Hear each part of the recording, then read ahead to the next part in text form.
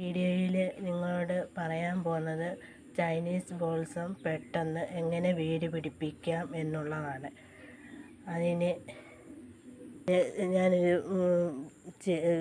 Chinese ബോൾസിൻ്റെ ചെടി അതിൽ നിന്ന് ഒരു കട്ടിങ്സ് ഞാൻ എടുത്തിട്ടുണ്ട്. വേണ്ട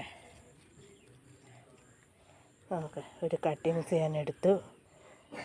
കട്ടിങ്സ് എടുത്തിട്ട് ഒരു ബോട്ടിലെടുക്കുക. ബോട്ടിൻ്റെ അകത്ത് വെള്ളം നിറച്ച് ഞാൻ എടുത്ത് വെച്ചേക്കുവാണ് ഓൾറെഡി. വേണ്ടേ, ബോട്ടിൻ്റെ അകത്ത് വെള്ളം എടുക്കുക.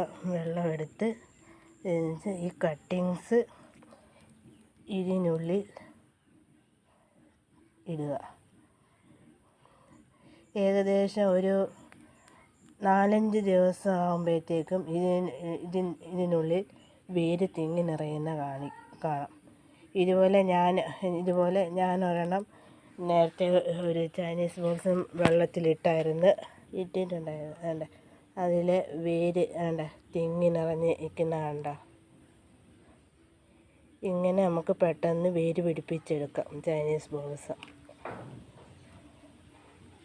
കണ്ട നിറച്ച്. ഇങ്ങനെയാണ് ചൈനീസ് ബോൾസത്തിൻ്റെ കമ്പ് പെട്ടെന്ന് വേര് പിടിപ്പിക്കുന്നത്.